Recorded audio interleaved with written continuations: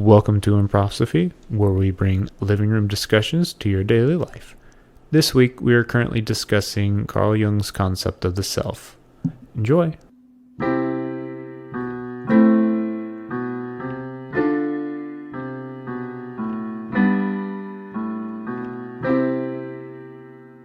Alright, so in Ion by Carl Jung, we're talking about what he coins the individuation process, which is the process of a person, for him it's his clients in therapy, finding wholeness.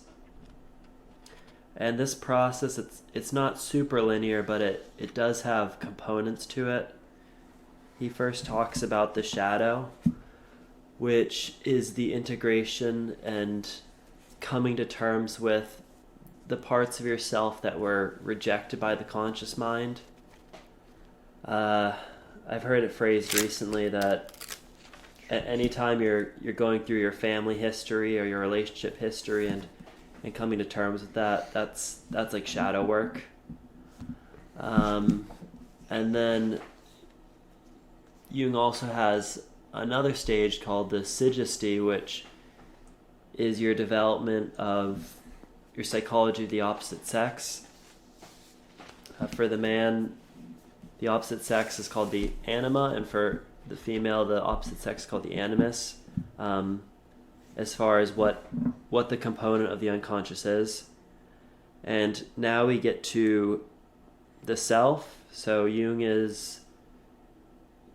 at this point is assuming that in the individuation process that someone has, come to terms with themselves and they're not really responding to trauma anymore, that they're not reacting, and it's actually a point of almost trusting your instinct again. How's that for summary?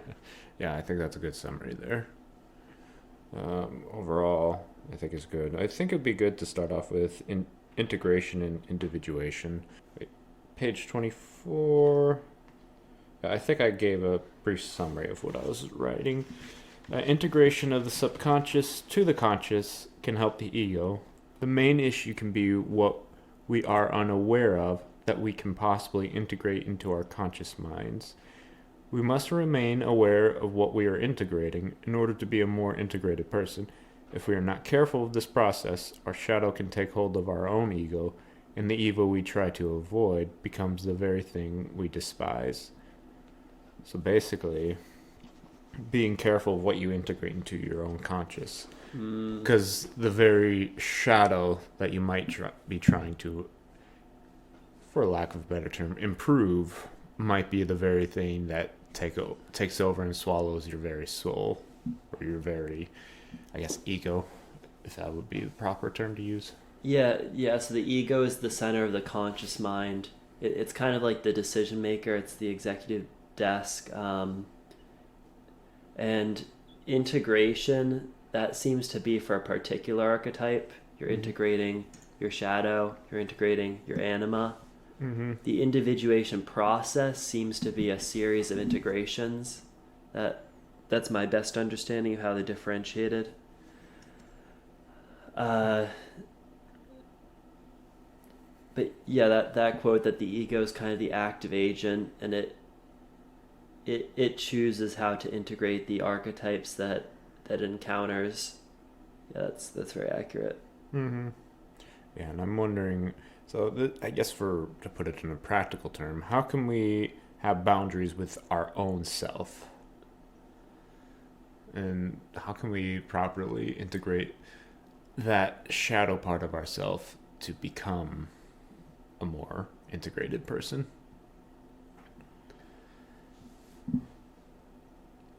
Do you have any thoughts on that one? Yeah, I do. So I suppose, what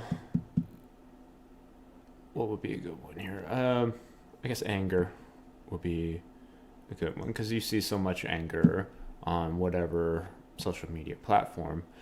The more you type out, the more angry you get, the more clicks you get. I want to call it a negative feedback loop, because you're getting negative attention, even though you're getting all this possible affirmation. I don't know. It's positive feedback loop as far as it's self-perpetuating, but it is definitely negativity that's Okay.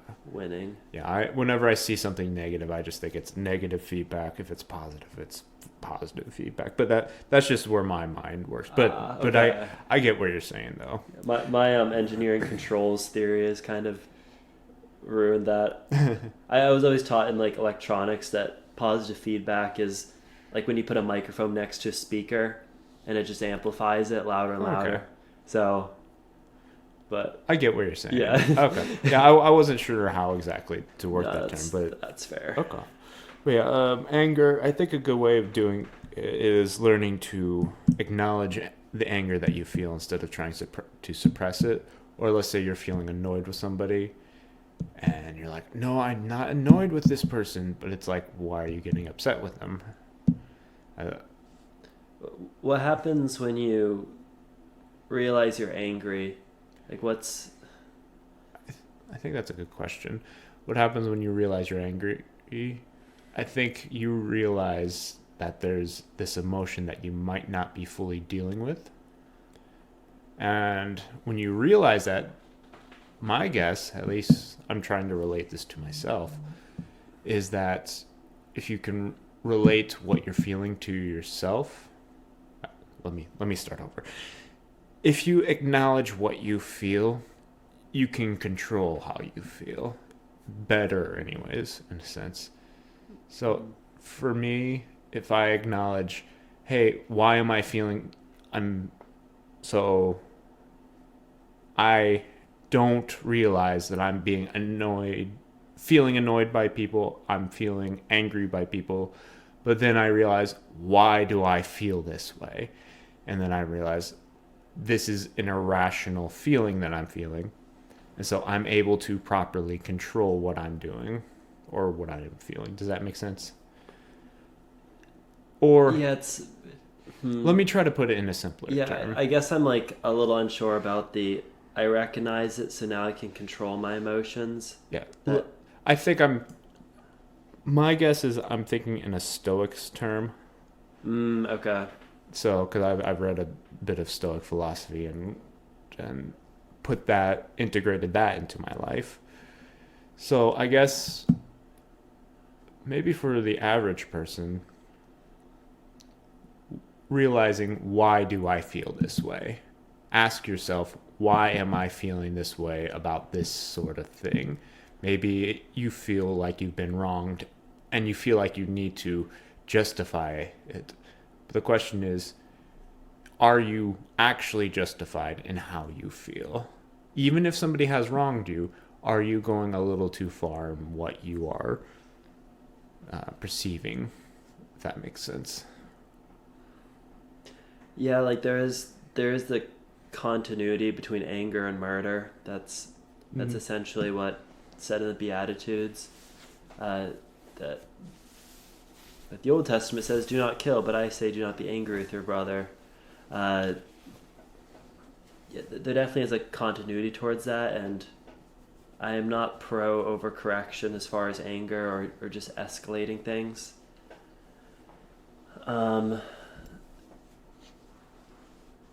This is an idea I'm playing with. I don't know if I've lived with it long enough, but in the case of anger, if you realize you're angry, perhaps there's certain boundaries that are healthy to set in the future. I guess it's a mix. Part of it might be setting better boundaries. Part of it might be forgiveness. Yeah, I'll just say that much. Okay. And I also wonder if just as well having an active life. So instead of sitting around all the time, just go to the gym or at the very least, go for a walk. I think. Is that relating to like the frustration or anger? Yeah, drive.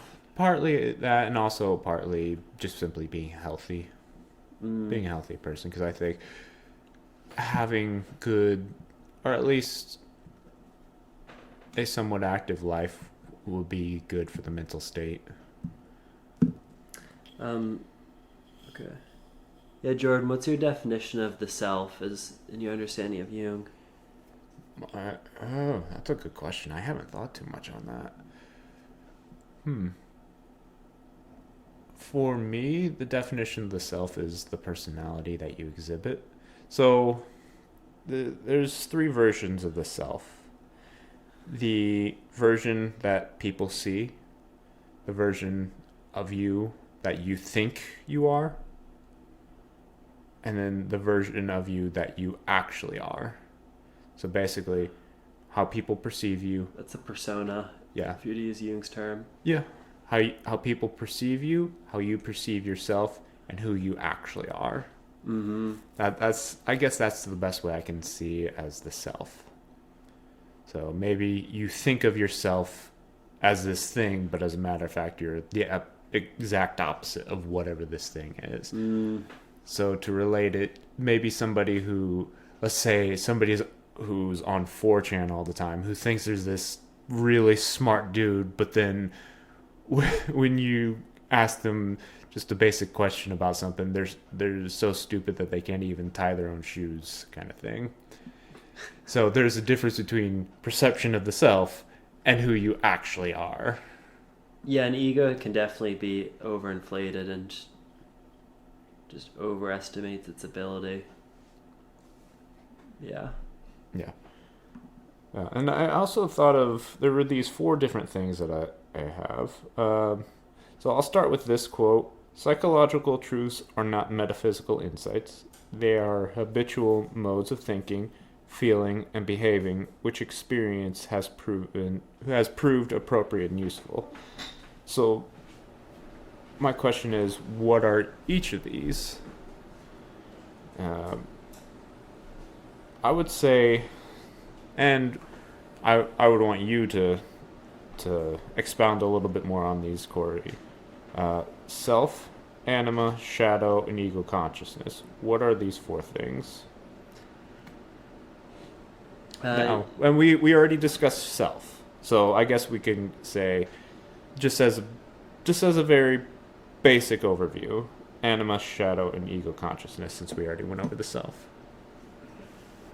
Yeah, anima, it's Anima, animus. anima animus. It's kind of your imprinted instinctual psychology of the other sex, and it's typically self-correcting and gives you images to kind of shoot you towards a relationship, and maturing into like finding a mate or partner. Yeah, shadow. It's the part of your personality, the ego. What do you say? Ego consciousness. Yeah, ego consciousness.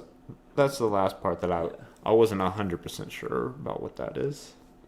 Yeah, the shadow is just the part that your like your pride and the personality that you're aware of that you have, that it rejects. The shadow, Jung doesn't typically say the shadow is inherently evil. It kind of has these cravings and desires, and it's almost like a kid. The shadow is more of a misunderstood thing. It's not really capable of morality. It just kind of has these desires and wants, and I guess like could throw its own temper tantrums or something. Mm-hmm. Yeah. Since I've been talking for a bit, why don't I'll let you have a turn here, Corey.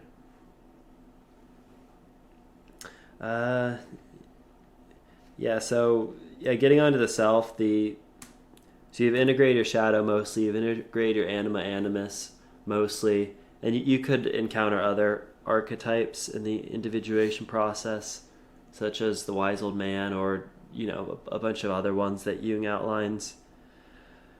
So you've gotten to a point, you're not behaving in response to trauma, you're not overreacting, you're not projecting your own evil onto other people, nor are you repressing the parts of yourself that you are afraid to interact with.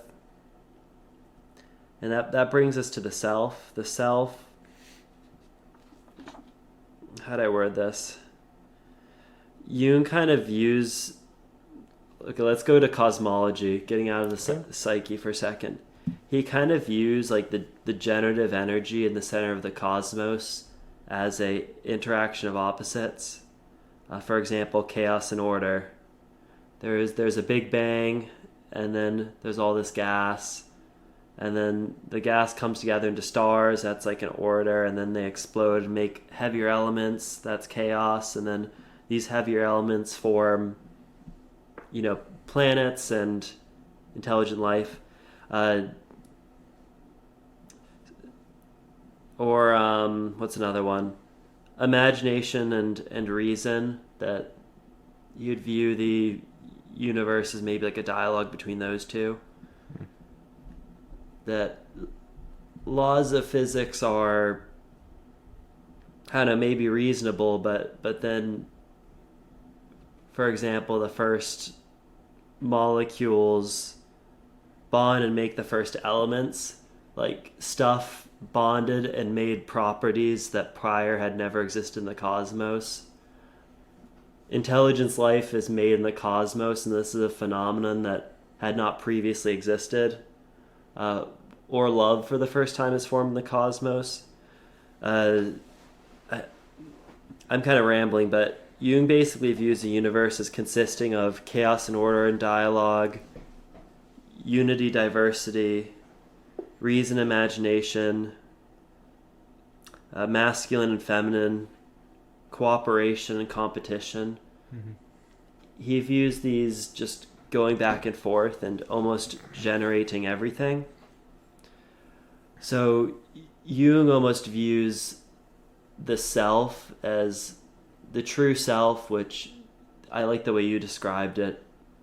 It's not always what you can articulate, but it's really who you are. He views that as structurally attached to this generative energy of the cosmos. That when your self is integrated, you're properly balancing your reason, imagination, chaos and order. When do I need to change things up? Or when can I keep on doing what I've normally done? Balances your individuality and the collectiveness. Yeah, so Jung's thought is that the self, it just connects to this thing that's been happening the whole time. And Jung doesn't think that these opposites, he doesn't think that they are really reconciled, like black and white don't become gray. He views it almost like a fractal, like the math of self-symmetry. Like the deeper you go into these opposites, the more you see the self-symmetry and things still interacting with themselves, that there's a deepening in this paradox. Later on he defines the self as the, what's it called? Connectio opposorium, the connection of opposites. Okay. Or union of opposites as well. Now, when you mentioned the thing that's happening, what did you mean exactly by that? Because that's something that stuck out to me. Wait, the thing that's happening? Yeah. Back up your sentences, because I didn't want to interrupt, but you mentioned something about the thing that is happening in your life. Maybe things that are maybe not so much the black and white become gray, but two things that are opposites.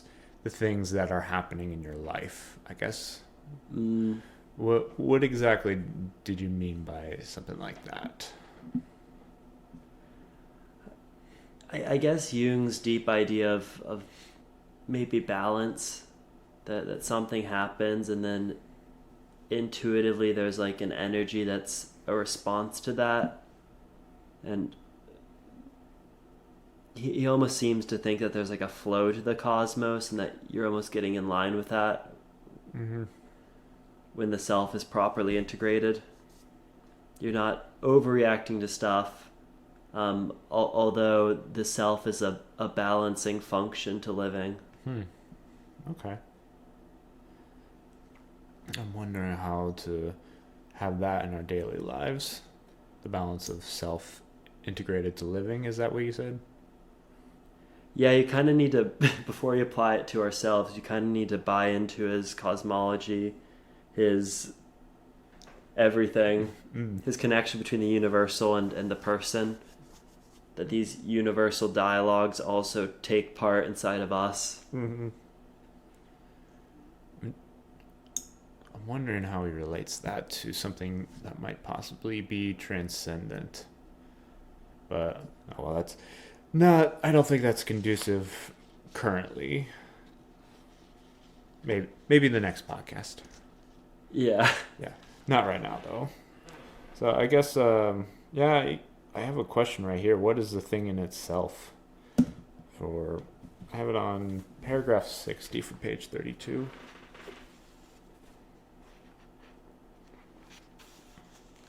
If I can get to it. Yeah, he's mentioning a lot of these things, and he's mentioning a thing in itself. I think he's referencing.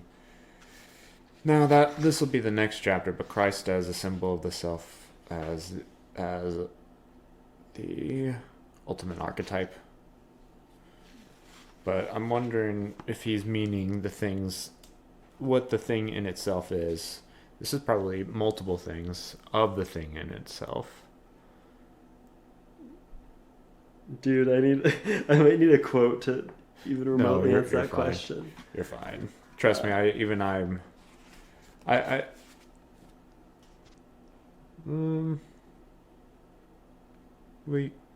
suppose we can skip that one. Yeah, we'll let somebody else out there think on that one. What is the thing in itself? Yeah, we could skip that one. We can skip that question. I'm not too affected by it because I think we've been kind of going through the thing in itself. Yeah, and I think this might be what you're getting at. There's this whole dialogue in there's this whole stream of thought in the second half of that chapter where Jung realizes that there's this like balancing function, and he kind of has like an A and a B proposition. The A proposition is that this balancing function is like the will of God, and the B proposition is that it's just natural forces, that it's kind of our instincts that are the things that are self-regulating and balancing. So it's just trying to get things in proper order. I think he's trying to figure out how to conceptualize this inner autonomy of the self, almost balancing opposites. He does not think that it being natural forces is a sufficient enough answer. So something that is metaphysical, would you say? Yeah, and I think that is how he segues to saying the self is indistinguishable from the Imago Dei. He's saying this thing that is balancing people, it's not explainable by just nature and instincts. Yeah, there's this quote that I got from the next paragraph, actually, relating it to something more practical. For psychology, one cannot divorce human emotion from the fact of reality. To do this would cause the process of individuation to be hindered and possibly cause a split in one's own psyche, be it either a major split that causes great damage that takes years to repair, or small splits that someone can still function in life but remain a fractured individual. So it's basically human emotion from the fact of reality. So I suppose what is and what you actually feel can be two different things. And if you don't have those, so if something is a thing, but you don't accept that thing and you reject it, I suppose individuation can't happen properly. But if you see a thing as it is and you accept that, well, this is the reality of that thing, I'm guessing individuation is more likely to happen for that person. Yeah, Jung's view is wholeness, not perfection. That's the proper development of a human, from a clinical psychologist point of view. So it's almost as if he's saying the goal is wholeness. So you have a bunch of puzzle pieces, and maybe in some ways you're more put together, in other ways you're not. Maybe you have the edges, because that's the only way to do a puzzle properly is to do the edges first. But yeah, his view is that like absolutely nothing can be left out. That everything needs to be kind of integrated into wholeness. That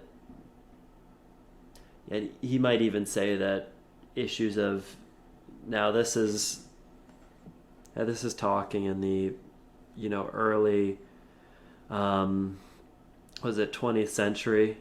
He would say like, oh, schizophrenia, it's an issue of the self not being properly made whole. Now, as far as if that's lived up to what we know about pharmacology and all that stuff nowadays, may be true for certain cases. So yeah, his view really is that everything needs to be on the table and combined, that no part of the self can be rejected.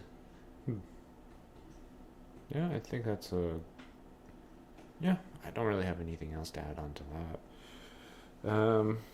As for this next quote here, in psychology, one possesses nothing unless one has experienced it in reality. Hence, a purely intellectual insight is not enough, because one knows only the words and not the substance of the thing from inside. So it's basically somebody who knows a lot versus somebody who has experienced a lot. Think of somebody who has learned a lot about hunting versus somebody who has actually hunted. So you can have somebody who's read a lot of things on, say, nature and wilderness survival, and they might be able to apply that if you drop them out in the middle of the wilderness. But you take somebody who's maybe had wilderness survival experience under their belt for maybe 10 years, if you were to drop them out in the wilderness, my money would be on the person who has the experience to actually survive versus the person who's never actually applied everything that they've learned. Yeah, like if experience does not structurally become attached to a person, then there's no way of knowing the credibility of the knowledge. Yeah. I guess my other question would be, not would be, but there seems to be a lack of maybe respect towards those who have experienced more. But at the same time, I'm wondering if those who have experienced more in life might be a little bit more arrogant. Where this is coming from for me are those who... So I'm thinking of this older generation versus younger generation. An older generation who might be disconnected from a younger generation in terms of being a bit out of touch. Let's say, for instance, baby boomers with technology versus guys like you and me being millennial, you being Gen Z. Us, where we have a better understanding of the technology, and we hear somebody who's a baby boomer talking about technology like we're like, you don't even know what you're talking about. But I wonder what the difference is between... I guess it can be, we can relate that to some sort of experience, because we've experienced this technology more in depth versus what the older generation seems to. Because you have a better respect for somebody who might be more in touch with something, that might be more experienced with something. So, for instance, another example is a car mechanic.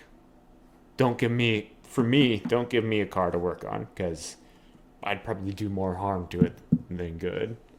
The most I could probably do is change a tire. That's about it. I think it has to do with somebody who you know is talking about what they would actually know. So if somebody who doesn't really understand the internet is talking about the internet in such a way, you're like, dude, what? You don't know what you're talking about. Versus somebody who knows the internet, and we're like, okay, you know what you're talking about. I may not fully agree with you, but you've had more experience online navigating these websites and stuff like that. Does that all make sense? Yeah, I think universally it is true that experience is much more real than having abstract ideas about how things work. For Jung, he starts to make a metaphysical experience that the self is only understood through experience. That's where he's going with this quote. Like he speculates that there's this self, there's this center of an identity that actually is in the unconscious mind. It's not even fully knowable or articulatable. And Jung is saying that there are people that have learned to trust that, almost like lean on their unconscious, like it's like a wall and you're leaning on it. Mm-hmm. And they've had experiences. He's almost getting to the limits of his thought that he can talk about the individuation process. However, he cannot, for any one of his readers, make very hard statements about the self, because everyone will have a different purpose.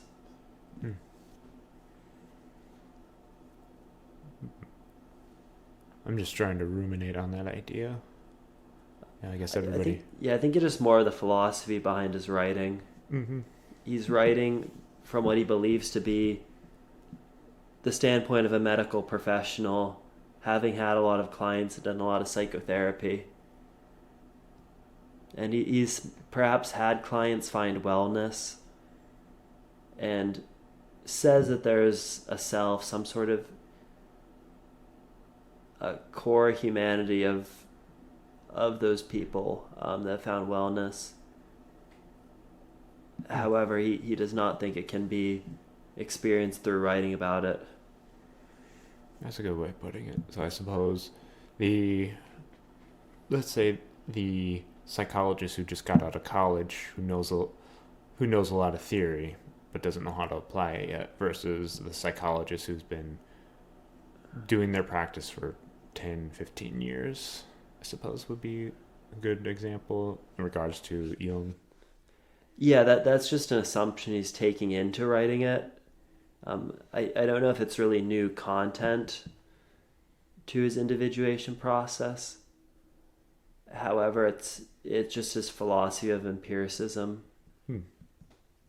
Yeah, I do like that idea of, I would rather have my trust in somebody who's experienced something rather than somebody who just simply has read a lot. Though, of course, if somebody's read a lot, you still want to listen to what they have at least to say, because they can at least tell you the theory behind it.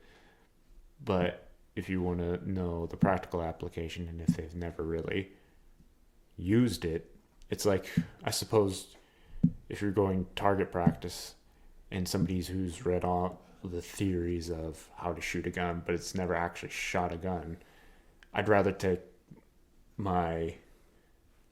learn how to shoot with, say, somebody who's actually shot, even if they've never read the theory, versus somebody who's read the theory but never shot.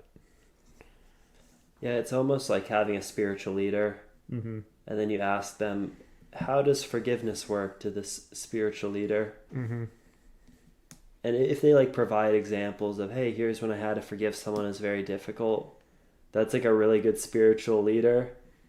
If they just hit you with theology and actually can't even describe a time they've forgiven someone, that's kind of like a dangerous leader. Yeah, somebody who might be able to lead people with theory, but versus somebody who can lead people with example. Yeah, I think there's ways that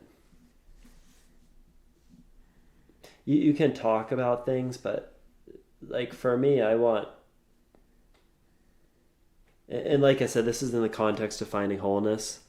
I want to talk to people that have experienced joy and heartbreak and pain and laughter and all these things that really understands it and really understands how it's all part of the human experience, to be someone I really trust in those inner circles of conversation. Mm-hmm. Yeah. I suppose in relation to people, why are people, and I suppose you could also relate this to people's personal experience, why are some people so afraid of their own self, or of their own unconscious? It requires sacrificing your conscious version of yourself. The person you think you are might not be the person you ought to be. And there's an amount of not knowing that would have to occur. Yeah, this is all from a Jungian perspective. I can't say I've lived with this content long enough to say I am fully on his boat. One thing I do not agree with him on is he talks about the self containing that generative energy of the cosmos I talked about, the chaos and order, and masculine and feminine, beginnings and endings, individual and collective. And in the next chapter, he starts to lob in other dualities. He starts to lob in good and evil, for example. Mm-hmm. And he starts to lob in dualities that take on a moral dimension. Yeah. Yeah, and I've notated here some of the stuff here in my notes, because I actually had a bit to say on the next chapter, but I think it would be good to save that for the next episode, because that would be, I feel like, very good to have a really good conversation over, because like I said, I've got a lot to talk about on that, because I feel like if I were to go more into that, this would be maybe a 2.5 hour podcast. Oh gosh. Yeah. I mean, for now, I guess I don't really have much else to add. Do you have any other thoughts that you want to add? Not really. Like Jung, basically, as a clinical psychologist, is making a claim about what the self is. He says you cannot get to it except through experience. So it's a little mystical, and he also says that it's equivalent to the Christian tradition of the Imago Dei. So it's kind of a lot, and it's all at once. So I think I'm just going to reserve my judgment on this one. Yeah, I don't blame you. I'd hold off on, for myself, I don't want to talk too much on something that I wouldn't be too familiar with, or that I don't feel like I can make a definitive statement on. So it'd be good just to, like you said, keep yourself reserved on that matter. All right. See you, Jordan. All right. I'll see you.